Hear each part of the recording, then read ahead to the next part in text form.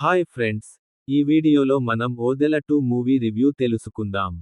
అంతకంటే ముందు మీరు మన ఛానెల్కి కొత్తగా వచ్చినట్లయితే ప్లీజ్ సబ్స్క్రైబ్. ఓదెల 2 సినిమా 2022లో వచ్చిన ఓదెల రైల్వే స్టేషన్ చిత్రానికి సీక్వెల్. ఈసారి కథ మరింత మైథాలజికల్ హారర్ థ్రిల్లర్ నేపథ్యంలో సాగుతుంది. ఓ గ్రామంలో శివశక్తిగా పూజించే మహిళ చుట్టూ కథ తిరుగుతుంది.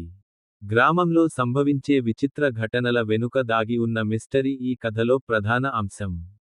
ఈ సినిమాలో తమన్నా భాటియా శివశక్తి అనే పవిత్ర పాత్రలో నటించారు.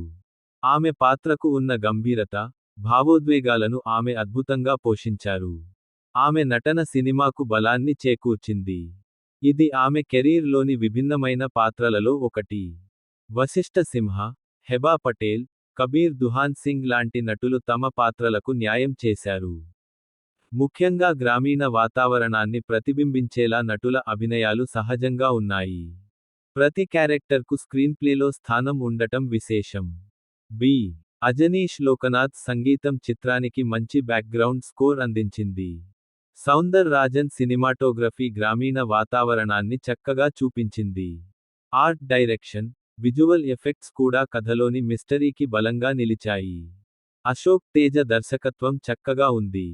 ఆయన కథను నెమ్మదిగా, కానీ ఆసక్తికరంగా నడిపించారు. కొన్ని సన్నివేశాల్లో క్లారిటీ తగ్గినట్లు అనిపించినా, మొత్తంగా ఆయన విజన్ స్పష్టంగా కనిపిస్తుంది. ఓదెల 2 ఓ ప్రయోగాత్మక కథనం. ఇది సాధారణ హారర్ సినిమాలకు భిన్నంగా మైథాలజికల్ టచ్ను కలిగి ఉంది. తమన్నా అభినయం, టెక్నికల్ డిపార్ట్మెంట్ బలం అయితే, కథా నెమ్మదితనం కొంత ఇబ్బంది కలిగించవచ్చు. ఓసారి చూడదగ్గ సినిమా అనిపించొచ్చు, ప్రత్యేకంగా విభిన్న కథల్ని ఇష్టపడే ప్రేక్షకులకు.